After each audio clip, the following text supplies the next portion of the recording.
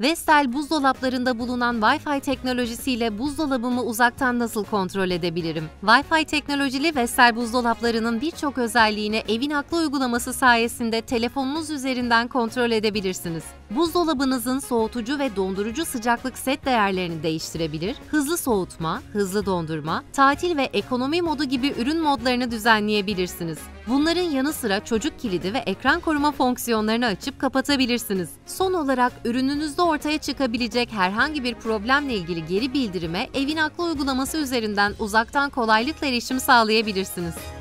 Neden olmasın, Vestel'le olur, neden olmasın?